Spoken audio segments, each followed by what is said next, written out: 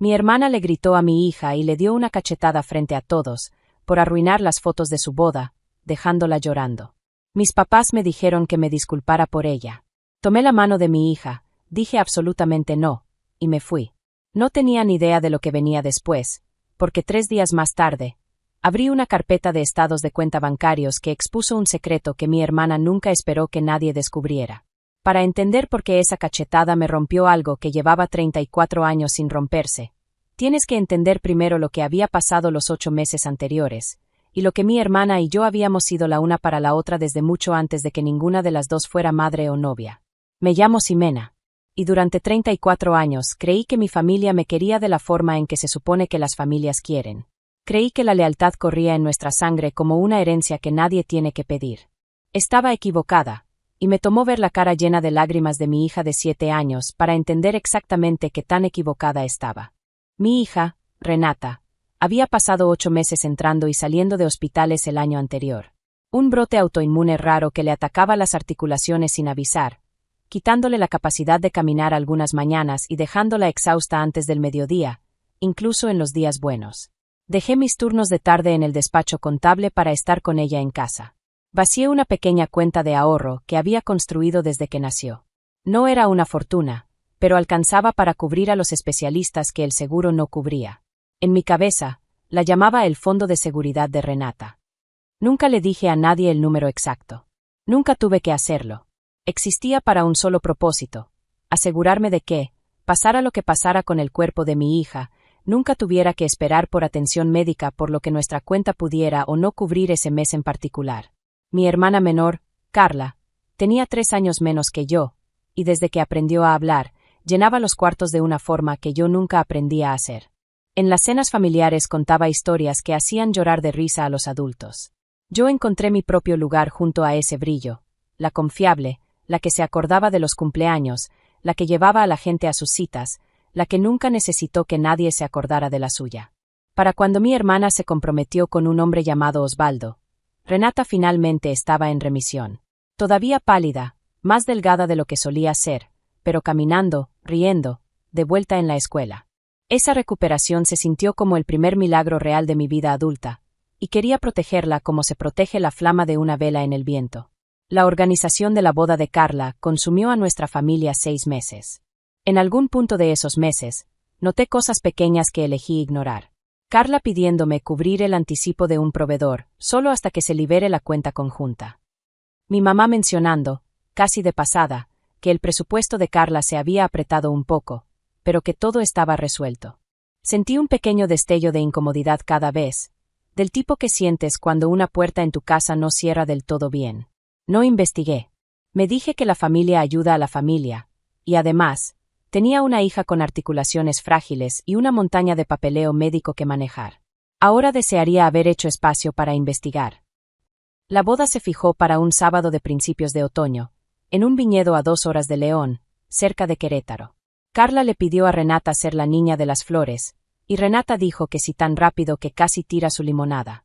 Durante semanas, no habló de otra cosa: el vestido, la canastita, caminar por el pasillo frente a todos. La mañana de la boda, todo se movió rápido. Fotógrafos acomodando grupos familiares, una coordinadora del día con tabla y audífonos. Carla, radiante de blanco, regañando a las damas por el spray del pelo. La sesión de fotos se alargó, retratos familiares, después del cortejo, después una toma creativa cerca de un roble viejo del viñedo, lo que significó otros 20 minutos parados bajo el calor. Renata llevaba cargando su canasta casi 2 horas para entonces. Noté que cambiaba su peso de una pierna a otra, favoreciendo la misma señal sutil que daba antes de un brote. Me agaché junto a ella, le pregunté si necesitaba agua o un descanso. Dijo que estaba bien. Quería hacer un buen trabajo para la tía Carla. 10 minutos después, durante la última foto formal, con todo el cortejo acomodado en las escaleras del viñedo, las rodillas de Renata cedieron. No dramáticamente. Simplemente se sentó a medio pose, en silencio, de la forma en que se sienta un niño exhausto cuando su cuerpo toma la decisión que su orgullo no quiere tomar. La fotógrafa bajó la cámara. Carla se dio la vuelta. Voy a describir lo que pasó después con cuidado, porque lo he repasado tantas veces que el recuerdo se ha desgastado como una piedra en un río. La cara de Carla cambió antes de decir una sola palabra. Algo en su mandíbula se tensó. Cruzó la distancia entre ellas en tal vez 3 pasos. Agarró a Renata del brazo con fuerza suficiente para que su canasta de flores tirara pétalos por las escaleras de piedra, y dijo, lo suficientemente fuerte para que todo el cortejo la escuchara. Estás arruinando todo. ¿Entiendes? Todo. Levántate. Renata, asustada y con dolor, no se movió lo suficientemente rápido. Carla le dio una cachetada. Nadie grabó la cachetada en sí, pero decenas de invitados la vieron. El sonido es algo que voy a escuchar el resto de mi vida. No fue fuerte, casi suave, de la forma en que a veces son suaves las cosas terribles. Pero silenció a 60 personas paradas en esas escaleras en medio segundo, y silenció algo en mí también. Algún hábito de toda la vida de encogerme alrededor de los estados de ánimo de mi hermana, porque ya me estaba moviendo antes de que mi mente alcanzara a mi cuerpo. No recuerdo cruzar la distancia. Recuerdo estar de rodillas frente a Renata, su mano temblando en la mía, una marca roja tenue formándose en su mejilla pequeña, sus ojos abiertos con ese shock particular de un niño entendiendo que un adulto en quien confiaba la lastimó a propósito. Recuerdo a Carla parada sobre nosotras en su vestido de novia, respirando fuerte, mirando no a su sobrina, sino a la fotógrafa, como si la interrupción misma fuera el crimen. Se sentó en medio de la toma, le dijo a nadie y a todos. ¿Sabes cuánto costó esto? Me puse de pie despacio. Mis manos estaban firmes de una forma que me asustó un poco. La calma que llega justo antes de que algo en una persona se rompa permanentemente. Le pegaste, dije.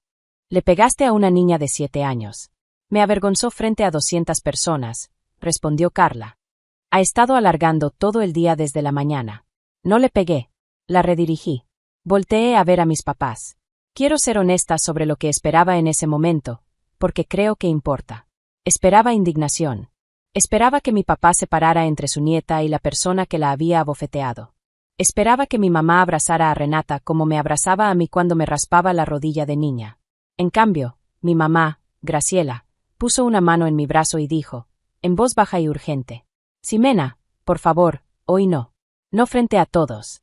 Solo discúlpate por ella, di que fue disruptiva, y terminemos las fotos. Disculparme por ella.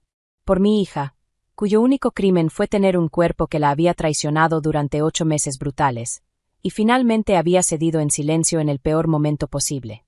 Mi papá, Alberto, ni siquiera me vio a los ojos. Miró a la fotógrafa y dijo, terminemos la última foto. Hablamos de esto después. Después. Como si la cara de mi hija llena de lágrimas y las marcas rojas extendiéndose en su mejilla fueran un pendiente que se podía agendar, archivado en algún lugar detrás del plan de mesas y el brindis de champán. Me arrodillé otra vez a la altura de Renata, tomé su mano pequeña en la mía, y dije las únicas 2 palabras que se sentían verdaderas en ese momento. Absolutamente no. Después me puse de pie, cargué a mi hija en brazos aunque tenía 7 años y pesaba más de lo que pesaba antes de que la enfermedad la adelgazara, y caminé lejos de ese viñedo, pasando a los invitados boquiabiertos, pasando a la fotógrafa que no me veía a los ojos, pasando a mi hermana en su vestido blanco y a mis papás en sus outfits cuidadosamente elegidos. No volteé ni una sola vez. Manejé a casa con Renata. Lloró los primeros 20 minutos, lágrimas silenciosas y exhaustas. Después se quedó dormida contra la ventana, como duermen los niños después de gastar hasta la última gota de adrenalina que tenían. No lloré yo hasta que la acosté esa noche. Revisé la marca en su mejilla una vez más, ya desvaneciéndose, gracias a Dios, nada permanente, y me senté sola en mi cocina con una taza de té que nunca me tomé. Para entonces mi celular tenía 11 llamadas perdidas, 4 de mi mamá, 3 de mi papá, 2 de Carla, 2 de una tía con la que casi no hablaba, aparentemente designada para calmar las cosas. No contesté ninguna esa noche. A la mañana siguiente, mi mamá llegó a mi casa sin avisar. Humillaste a tu hermana en el día de su boda, dijo. ¿Entiendes lo que hiciste? 200 personas te vieron salir enojada. 200 personas vieron a Carla golpear a una niña, dije. Solo me aseguré de que no se volviera la historia que todos olvidan para mañana. Estaba bajo mucho estrés, dijo mi mamá. Ya sabes cómo se pone. Y Renata ha estado muy dramática desde el diagnóstico. Tienes que admitirlo. Carla no quiso. Quiso lo suficiente para hacerlo frente a 200 testigos, dije. Y tú quisiste lo suficiente para pedirme que me disculpara por la niña que salió lastimada. Mi mamá abrió y cerró la boca. Por primera vez en mi vida adulta, la vi buscar un argumento y no encontrar ninguno. Se fue 20 minutos después sin una disculpa, solo con una advertencia de que esta familia no necesitaba más drama. 2 días después, la situación tomó un giro que no anticipé. Una prima que había estado en la boda publicó, en un grupo de la comunidad en línea, un relato vago pero puntual sobre drama familiar en una boda de viñedo, sin nombres, pero con suficiente detalle para que la gente que había estado ahí empezara a comentar. Carla, en vez de quedarse callada, cometió el error de responder ella misma a esa publicación, defendiendo sus acciones y describiendo a Renata como exageradamente sensible y buscando atención el día de mi boda. No etiquetó a nadie. No necesitaba hacerlo. Suficientes invitados reconocieron la historia para saber exactamente a quién se refería. En un día, los comentarios se habían volteado completamente en su contra. Quiero pausar aquí y contarte algo de mí que se vuelve importante después. Llevo 11 años trabajando en contabilidad y registros financieros. Es un trabajo preciso, nada glamoroso, del tipo de carrera que la gente olvida que existe hasta que la necesita. Lo menciono porque, 2 días después de la boda, revisando el fondo médico de Renata para pagar una factura de seguimiento con un especialista, noté algo que me hizo sentir que el piso se abría debajo de mí. Faltaban 142,000 pesos de una cuenta que no había tocado desde marzo. Al principio pensé que era un error del banco. Llamé. Lo que aprendí en la siguiente hora deshizo algo que ni siquiera sabía que seguía en pie. 4 meses antes, durante la remisión de Renata pero antes de la boda, mi mamá me había pedido acceso temporal para ayudarme a manejar pagos mientras yo estaba abrumada con citas médicas. En un momento de cansancio y confianza mal puesta, la había agregado como usuaria adicional en una cuenta. No el fondo de seguridad en sí, sino una cuenta vinculada que usaba para gastos de la casa. Lo que no sabía, lo que la representante del banco me explicó con una paciencia que no merecía dado como me temblaban las manos, era que mi mamá había usado ese acceso para autorizar 3 transferencias a la cuenta de la boda de Carla durante los últimos 4 meses. Suficientemente pequeñas cada vez para no notarlas contra las fluctuaciones normales del súper y los servicios. Suficientemente grandes, juntas, para haber pagado casi 1/5 parte del anticipo del viñedo. El fondo médico de mi hija había financiado, en silencio, la boda de su tía. Me senté con ese conocimiento 2 días completos antes de hacer algo, porque necesitaba estar segura de que no estaba reaccionando solo por enojo. Saqué cada estado de cuenta. Imprimí cada confirmación de transferencia. Construí, metódicamente, el tipo de expediente que hubiera construido para cualquier cliente de mi despacho. Fechas, montos, autorizaciones. Un rastro de papel limpio e innegable. Mientras armaba ese expediente, aprendí algo más, casi por accidente. Le llamé directamente a la coordinadora del viñedo, con la intención de pedir las fotografías originales sin editar de ese día para mis propios registros. En esa conversación, mencionó, casi disculpándose, que Carla la había llamado la semana después de la boda exigiendo que borrara los originales con marca de tiempo, para evitar confusiones. La coordinadora se había negado, citando la política estándar de retención del contrato. Ese solo detalle me dijo todo sobre cómo mi hermana planeaba recordar ese día si nadie la detenía. No como el momento en que abofeteó a una niña, sino como una historia que podía editar silenciosamente hasta que no quedara nada. Convoqué yo misma una reunión familiar, algo que nunca había hecho en mi vida. Elegí terreno neutral, el comedor de mis papás, el domingo siguiente. Carla llegó con Osvaldo, recién regresados de una luna de miel corta, bronceados y molestos de que interrumpieran su domingo. No levanté la voz. He aprendido que lo más fuerte en un cuarto muchas veces es el papel más silencioso. Puse los estados de cuenta impresos sobre la mesa, uno por uno, y expliqué qué mostraban. Vi la cara de mi mamá ponerse del color de papel viejo. Vi a mi papá encontrar algo urgente que estudiar en su taza de café. Vi la expresión de Carla pasar de confusión a defensiva a algo cercano al pánico, al darse cuenta de que su nuevo esposo estaba leyendo el mismo documento que ella. Usaste el fondo médico de mi hija, dije, para pagar una boda donde le dieron una cachetada a mi hija por cansarse después de estar parada 2 horas bajo el sol. Quiero cada peso devuelto en 30 días, por escrito, con un calendario de pagos. Y quiero que quede claro, esto no es una discusión. Es un aviso. Osvaldo, hay que reconocérselo, fue el primero en hablar. Volteó hacia Carla y le preguntó, en voz baja, si sabía de dónde había salido ese dinero. El silencio de Carla respondió antes de que pudiera construir una defensa. Después preguntó, en voz todavía más baja, sobre la llamada a la coordinadora pidiendo borrar las fotos. La cara de Carla en ese momento me dijo que no esperaba que ese detalle saliera a la luz nunca. Mi mamá intentó una vez más reencuadrar la historia. Solo estábamos tratando de ayudar a todos. No era para lastimar a Renata. Pero los números sobre la mesa no se preocupaban por las intenciones. Los números casi nunca lo hacen. En 2 semanas, bajo presión de Osvaldo, que rápidamente estaba reevaluando a la familia en la que se había casado, Carla empezó a devolver el dinero en pagos, verificados a través del banco, no a través de promesas en una cena. Mi papá, acorralado por su propia complicidad silenciosa, finalmente admitió que sabía de las transferencias, y no las había detenido porque asumió que yo no me daría cuenta o no me importaría. Mi mamá nunca se disculpó del todo. Pero dejó de llamarme para pedirme que suavizara las cosas por Carla, porque ya no quedaba nada que suavizar. Una semana después de esa reunión, mi tía Carmen, la hermana mayor de mi mamá, que siempre se había posicionado como la pacificadora no oficial de la familia, me buscó directamente por primera vez desde que salí del viñedo. Esperaba el mismo guión de siempre. En cambio, me dijo algo que me sorprendió.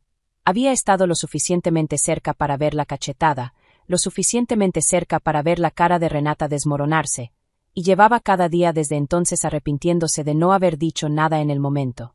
Se disculpó claramente, sin peros, y preguntó si podía volver a ver a Renata, en mis términos, cuando yo sintiera que era el momento correcto. Fue una cosa pequeña comparada con todo lo demás, pero fue la única disculpa en toda esa familia que no vino envuelta en una excusa. La marca en la mejilla de Renata se desvaneció en días, de la forma en que los cuerpos de los niños perdonan más rápido que su memoria. Pero algo en ella también cambió. Empezó a preguntar, en las semanas siguientes, por qué la tía Carla ya no llamaba. Le dije la verdad, a un tamaño que una niña de 7 años pudiera cargar, que algunas personas, cuando nos lastiman, tienen que ganarse el regreso de la confianza, y que nunca es trabajo de un niño hacerles ese camino más fácil. El matrimonio de Carla y Osvaldo sobrevivió, técnicamente, aunque las cosas entre ellos nunca recuperaron del todo su facilidad anterior. Yo dejé de asistir a reuniones familiares que no incluyeran un reconocimiento explícito de lo que pasó. Les dije claramente a mis papás, no voy a llevar a Renata a ningún lugar donde no esté segura, y no voy a actuar perdón en el calendario de nadie más que el mío. Mi mamá lo llama guardar rencor. Yo lo llamo finalmente entender la diferencia entre lealtad y autoborrado, una diferencia que tardé 34 años en ver. Renata está sana ahora, casi por completo. Todavía tiene chequeos cada pocos meses, y algunas mañanas le duelen las rodillas de formas que ha aprendido a describir con más precisión de la que cualquier niña debería necesitar. Pero entra a cada cuarto ahora como entraba antes del diagnóstico, como si le perteneciera. Creo que, más que el dinero devuelto, más que la disculpa que nunca recibí del todo, esa es la justicia que más me importa, ver a mi hija aprender, a los 7 años, que cuando alguien la lastima, su mamá no le va a pedir que se encoja para que el cuarto se sienta cómodo. Así que aquí está lo que todavía me pregunto, meses después, viendo a Renata perseguir luciérnagas en el patio como si nada le hubiera pasado nunca. Si tú hubieras estado parada en esas escaleras ese día, viendo a tus papás pedirte que te disculparas por la niña que salió lastimada, ¿te hubieras arrodillado y dicho absolutamente no? ¿O hubieras hecho lo que yo casi hice durante 34 años, y te hubieras quedado callada para mantener la paz? Cuéntame en los comentarios. Y si esta historia te tocó, dale like y suscríbete. Hay más historias como esta por venir.